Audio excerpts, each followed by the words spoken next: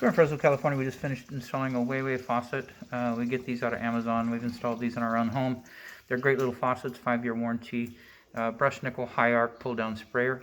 And so the other one, the hose was fractured, and it was an older Moen, so now you get a brand new faucet in there. While we're down here, we did find leaking in this Insta-Hot tank.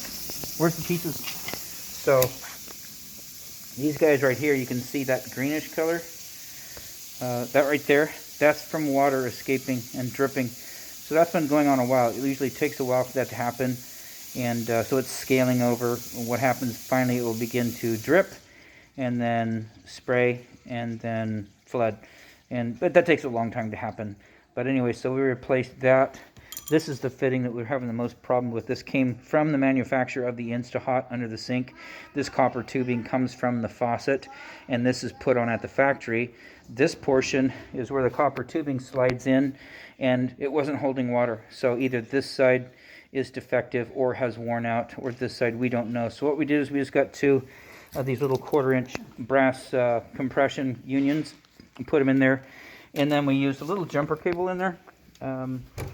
We like that because if we have to come back, we're going to replace a lot of things in here as they begin to fail. So you can see up there, there's the copper tubing coming from the faucet.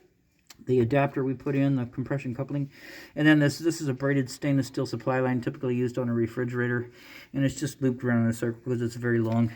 And on the other side of the copper tubing, you can see that was the T that was originally installed, and it's reduced from 3/8 down to 1/4.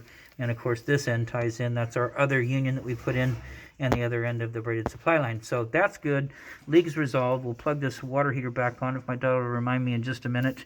That T is currently in fine shape. We don't like this PEX tubing that you have here. It's like a Quest tubing.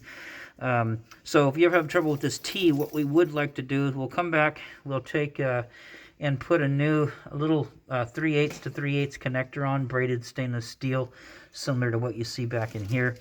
Put a new T in, and then we'll tie it directly into this braided stainless steel, and we'll eliminate that copper tubing. So anyways, we've run lots of water down the faucet, and everything is good. Outside of that, this installation is done. Turn it off, please. All right.